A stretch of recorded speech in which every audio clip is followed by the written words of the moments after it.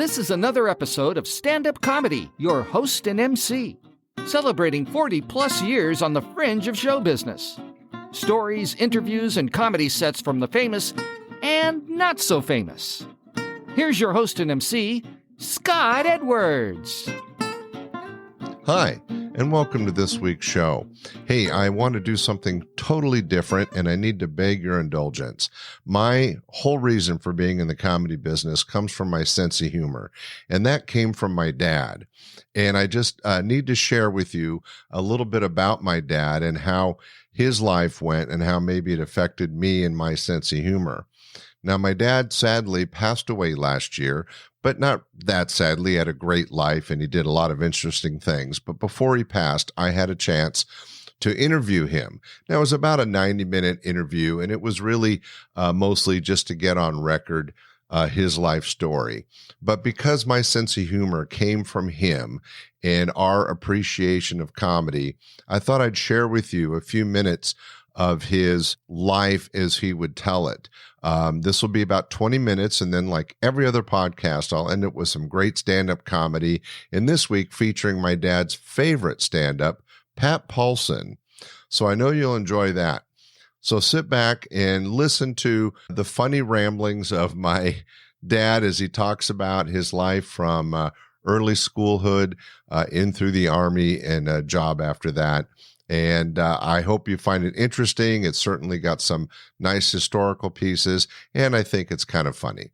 So, ladies and gentlemen, sit back and enjoy this podcast as it starts right now.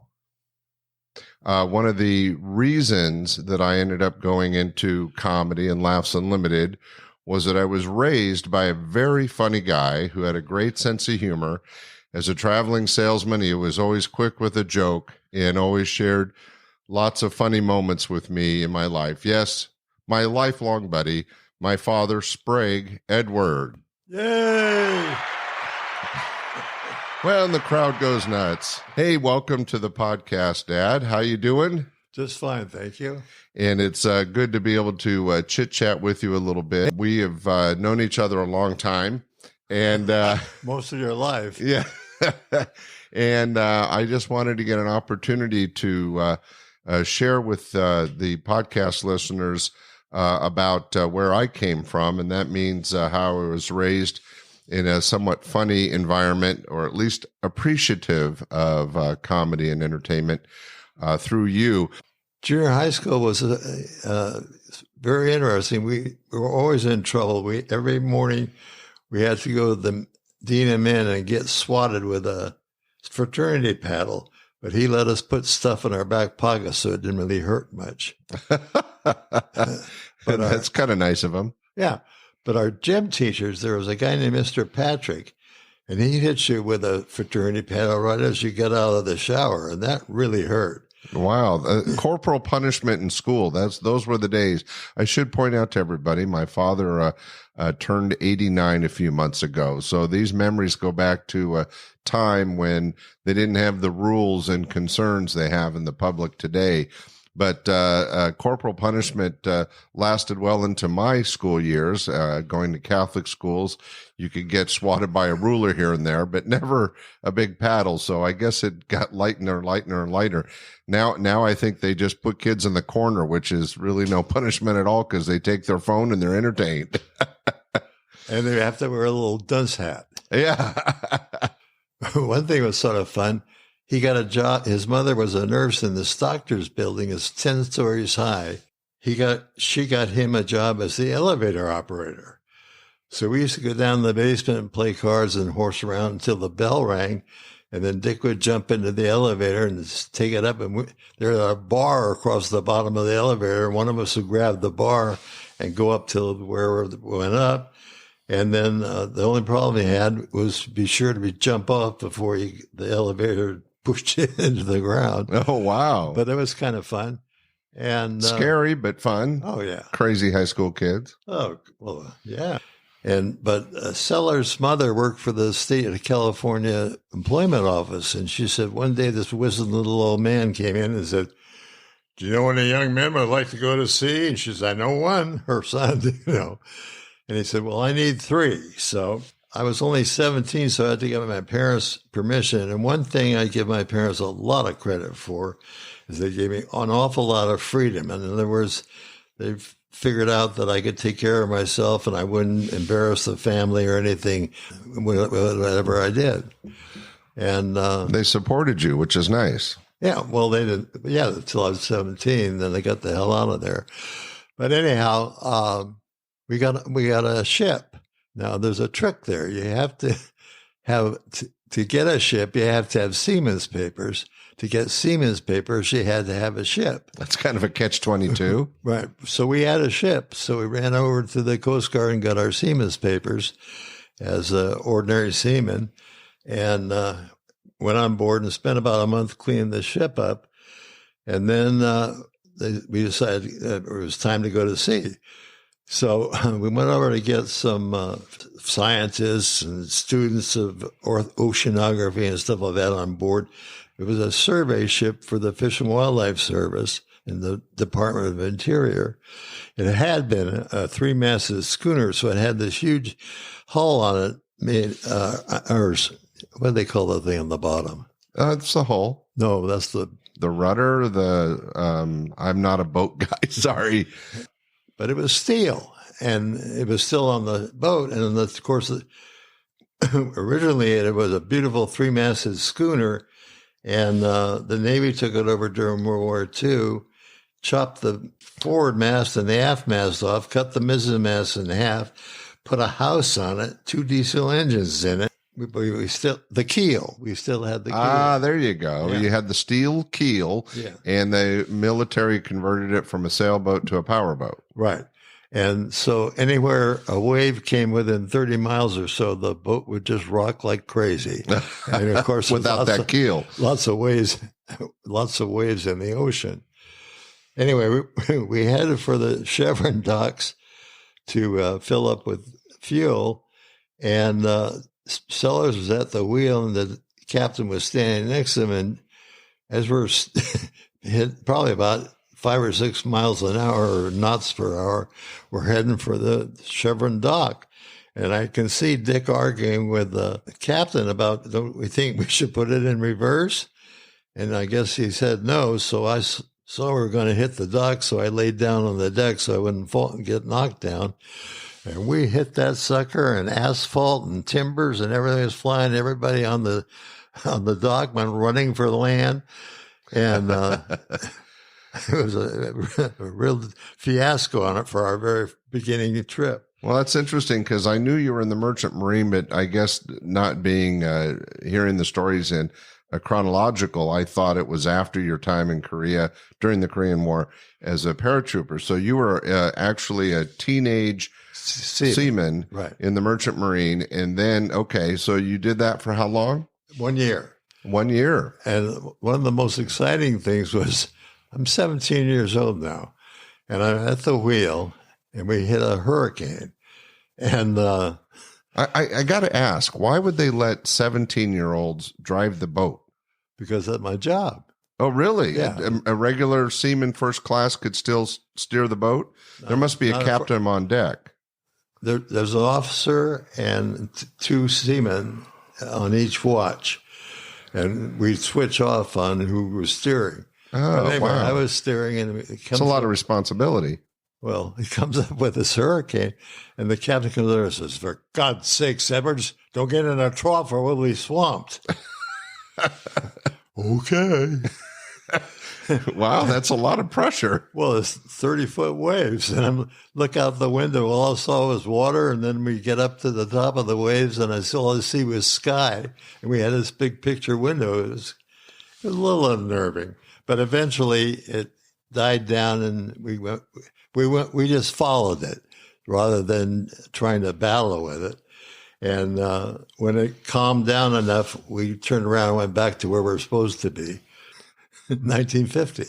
Okay, so television had started, but was not a household thing yet. Oh, heck no. And still black and white and small, and only rich people had them. I think that's one of the reasons I married Marilyn, because she had a television.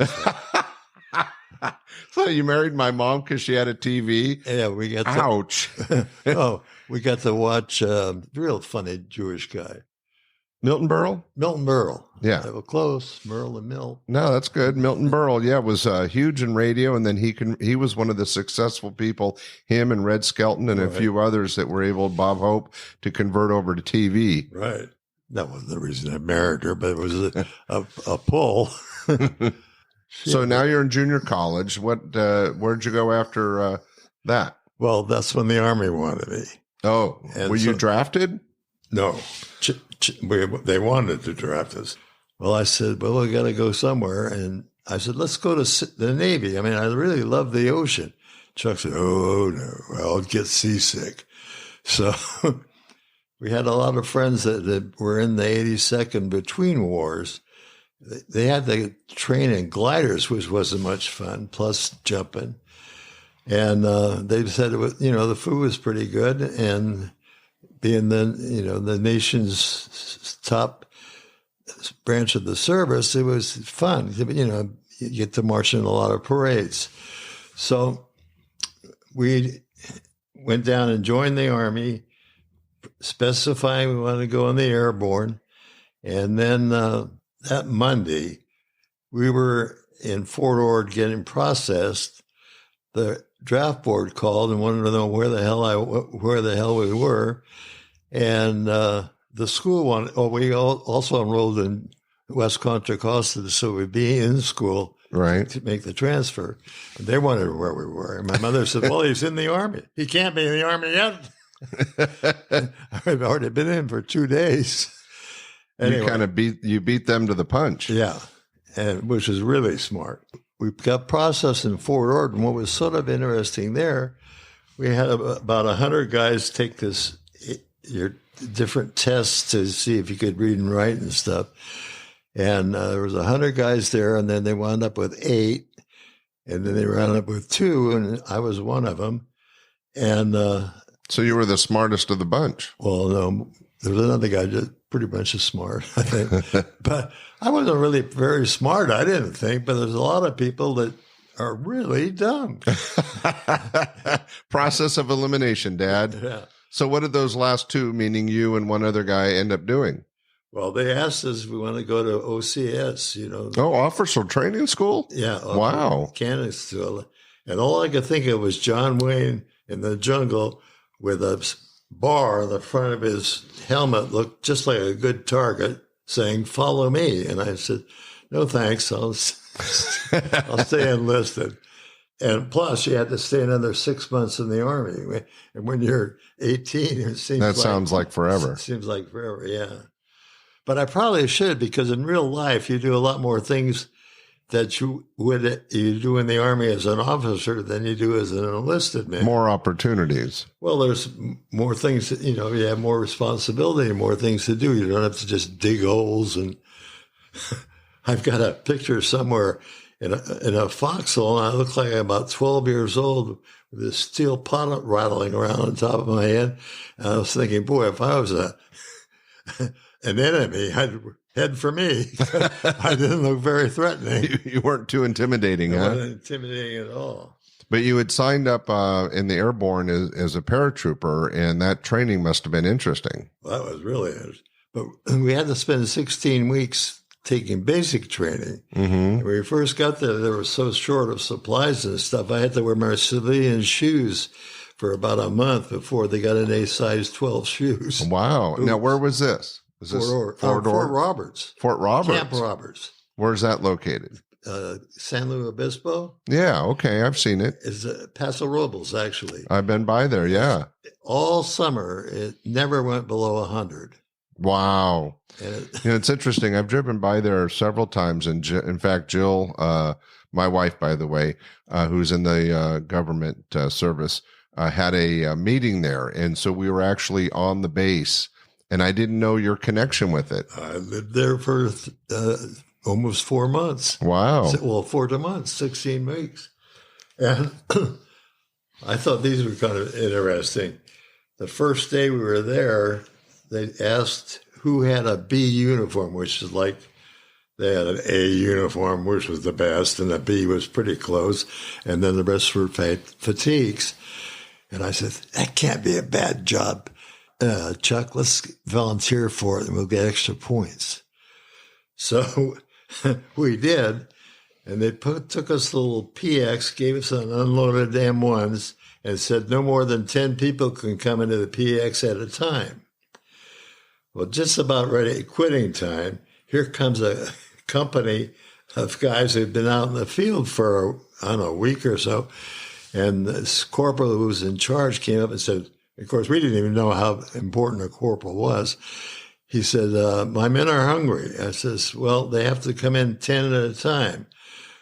That did not go over too well. And next thing you know, we were sort of overwhelmed. We broke a ping pong table. Oh, you tried to physically stop them? Yeah. Well, that was your job. With a blanket, an empty M1. We could have shot in the air, scared them. But anyway, they beat us. They got in. So that was rule number one, don't volunteer. So you thought it'd be a cool job. You ended up getting run over by a company of soldiers. Wait for the best. At the end of basic training, the last thing they do is something called close combat drill. And you march along in a single file with loaded rifles. And targets would come up on either side of you, and you're supposed to shoot at them if they're bad guys. Well, it was about 6 o'clock or 6:30 in the morning and cool. And I says, Chuck, let's volunteer, go first. So we did. And we came back. Guys says, well, you did such a nice job. You can take the rest of the team through, the rest of the company through. We had to, each of us go through there 5 times, guys shooting at each other. I mean, they're really half-wits. And you say, no, do not point the gun at the guy in front of you. It's on the sides. Promise. And you were somehow in charge of this motley crew? For 5 times, different times. Jeez. And again, because you volunteered. Yes. Don't do it. But I thought it was a chance to go through before it got real hot. And we wanted to going through 5 times. Oh, geez. Anyhow. And I know you learned how to jump out of a plane and you learned how to fall, which you taught me, and I know saved you several times. How many jumps as a paratrooper did you make? 11, 5 in jump school, and then 6 in my regular outfit. But one of them was really exciting. Yeah? They wanted me to go to school in Fort Harrison. Well, they send me to school because if I got good grades and stuff, that reflected well on the company. And so they always were trying to send me to schools. Well, they sent me this one in Indiana at Fort Harrison. My boss said, well, we have to go jump before you go. And I said, no, I'll jump back when I get back from class. No, you got to jump before. There's only one plane going up, and it's a test jump on the new parachute called the T-10. Well, they have to test the chute at 150 knots. Normally, we jump at 100 knots. Wow. So this was a high-speed jump. Well, 145 was the next to the last one. And so we all get in this plane and put the chutes on, hook up, and we're sitting there. And they take 2 dummies, 150-pound steel dummies, and both of them malfunction. Oh, that's a little... Not a good sign. That's intimidating. I think I was the second guy out on my side. And the guy in front of me was a smaller man, and he blew right back into the plane. I'm looking at him, and he kind of finally rolled out. And boy, I really jumped hard, so I could get out. Get out of the plane. I didn't want to go back in. Now, you weren't very old at this point, were you? No, but I was, I'd been in 2 years. So how old were you? Last we checked, you were 17. Playing football, are you now about 19, 20? 19, 20. No, I mean, 20, 21, and 22 in the Army. Okay. So pretty young, though. But that's when a lot of people join the 20. Service. Wow. When first 6 times ever in an airplane, I jumped out. That makes no sense. Well, flying was a big deal then, Right. So you made it through, you survived through the service. Oh, yeah. And then once you graduated, did you jump into sales? Yeah. Well, what happened was there was a company called IBM. It was just getting started. They had card things and stuff. And I thought they'd probably go someplace, so I really was interested in interviewing with them, and I did. And the guy said, "Are you in the top 10% of your class?" And like a fool, I said, "I don't think so. I work full time, I'm married, and I have a child." But I should have said yes. They probably never would have checked. Right. So I found out that the oil companies paid $395 a month, and regular businesses, Ford and regular other kind of business, paid $350. Well, with a child and another one on the way, I figured $395 was better than $350.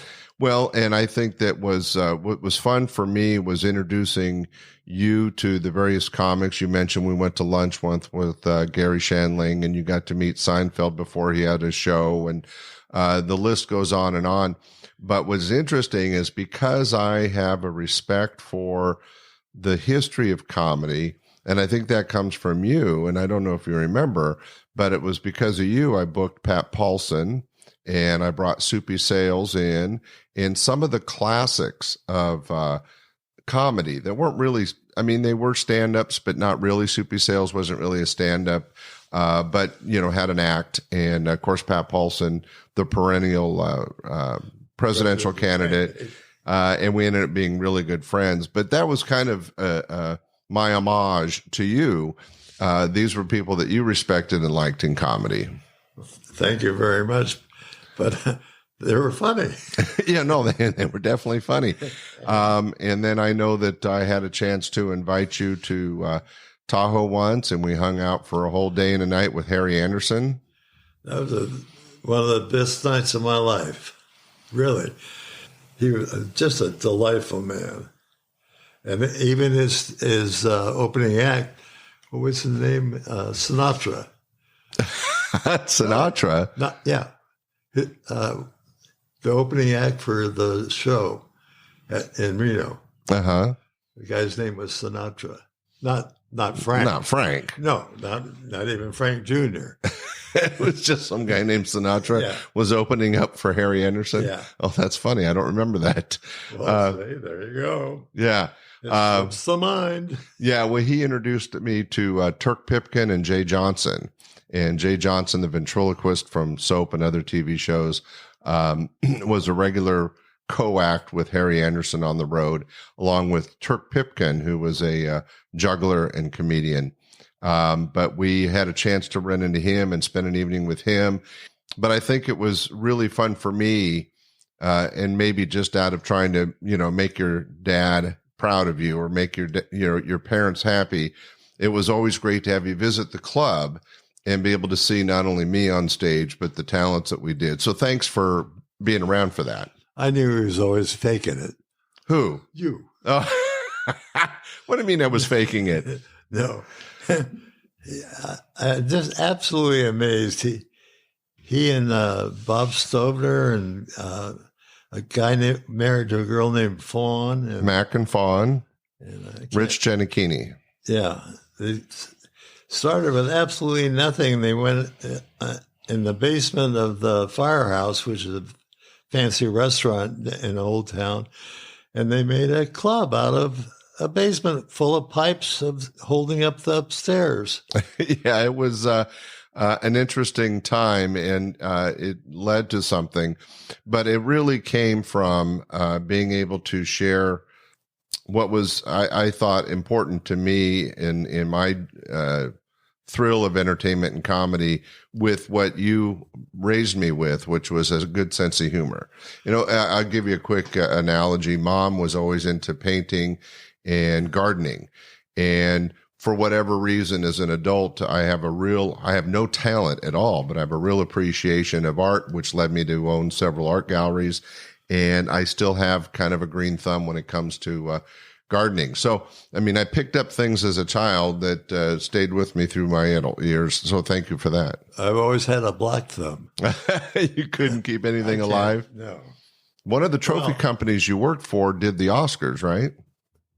I got the Oscar contract. You did? That's my claim to fame, yeah. Wow. Why don't we tell the audience about that? Who were you working for? R.S. Owens. The guy's name was Owen R. Siegel, but he didn't want a Jewish guy to be running a company, so he named it R.C. Owen. Yeah. And it was a trophy company. Right. It's been there forever. They were the second guys to start making little golden idols and, baseball players and stuff like that. And the first guy was a guy named Ray Dodge, and I worked for them first. And I thought this is sort of interesting. They had kind of crappy stuff because it was all from, like the 30s. There was the catcher, and the model for the catcher was a real heavy set guy. Anyhow, I answered an ad to sell sporting goods, and it was run by these couple of guys from Harvard who set up a shell company and decided to get into sports. And so they were looking for salesmen for sports. And I thought, it'd be like Wilson or something like that. Wrong. Trophies. I didn't even know they sold trophies. And but they had bought Dodge Trophies, which was the original trophy company. Had that all sort of set up, but they didn't know how to sell the stuff. And so I got a job with them, and I worked for them for, I guess it was 2 years or so. And one of my competitors worked for Owens, and he was a nice guy. And he was married to a beautiful girl, and they live in Dana Point in Southern California. And she sold real estate. So when he was home on the weekends, she was selling real estate. When he was on the road, she was sitting around the house. She met some guy who was an airline pilot and thought he was kind of attractive. So my friend got really nervous, and he told the owners of Owens that he was quitting. And they said, "Is there anybody out there you could recommend?" He says, "Well, I don't know, but there's a guy named Sprague Edwards.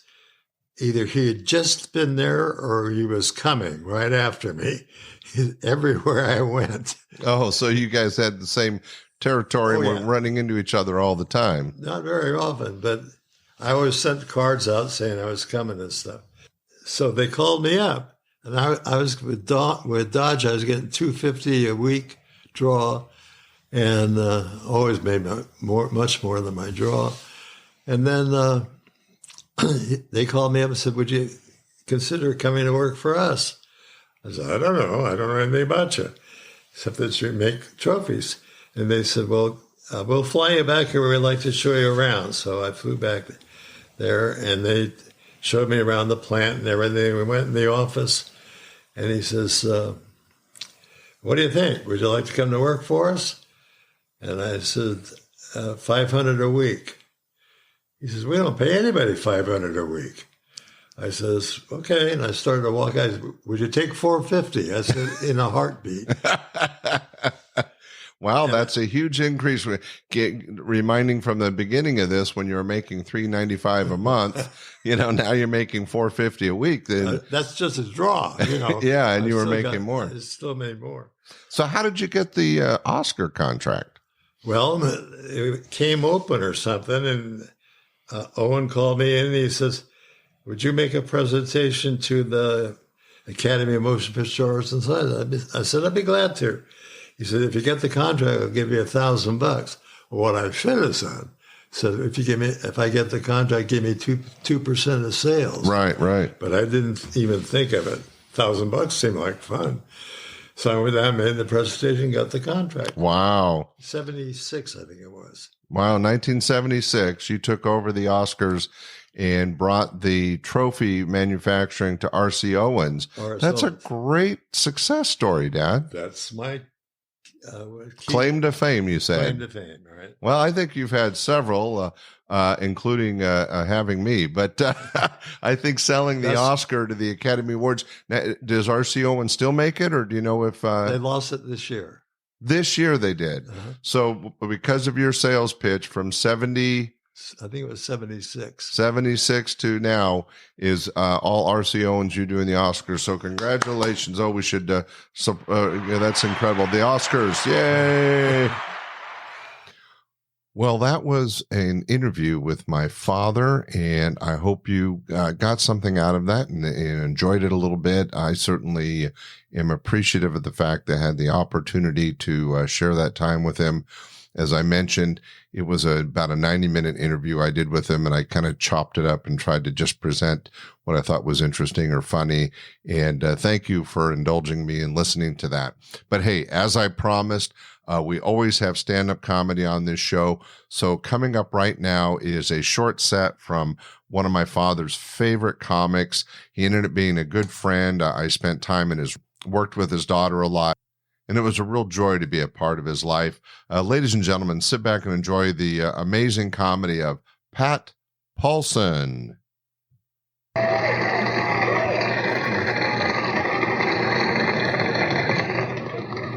I'm very excited to be here.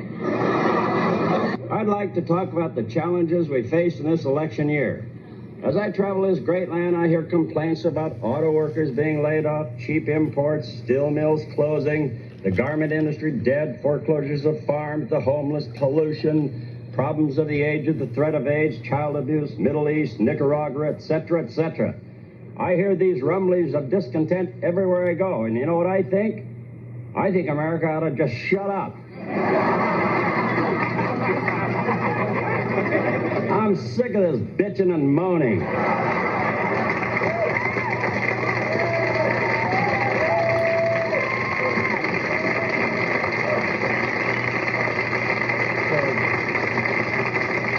So shut up, America.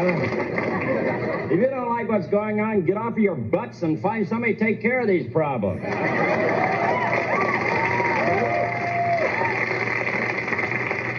Look at the men you have running now. Men who say they have a new vision, a new idea.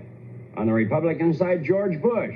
Now here's a man who was envoy to China, chairman of the Republican Party, an ambassador, a congressman, head of the CIA, vice president. Man cannot hold a job. George Bush is kind of like Jerry Ford without the pizzazz. And Dole, do you want a pineapple for president? Pat Robertson, God told him to run, which proves one thing. God's got a great sense of humor.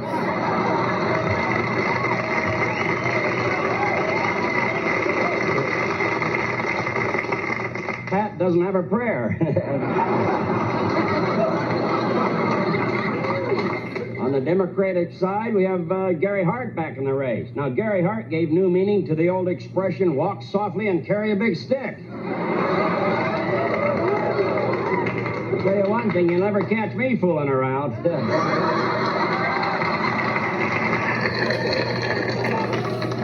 Jesse Jackson, handsome, well-dressed man, magnetic speaker. Dukakis, where'd he get that name, off the bottom of an eye chart? Dukakis, what a name for president. I mean, where are the Washingtons and the Jeffersons and the Johnsons? Well, they're playing basketball, most of them.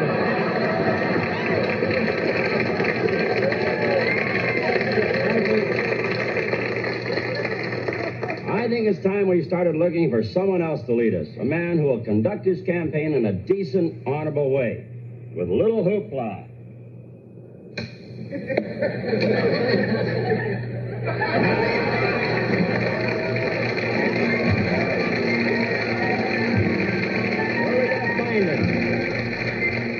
How will we know this man when we find him? Where is he and what is he doing? He may be a friend of yours, an acquaintance. He might be right here in Hollywood this very moment. He could be in this audience, standing on this very stage. I don't know where he is. It's your duty to find that man and make him run for president. Come on, America, get off your butts and salute this common, ordinary, civil savior of America's destiny.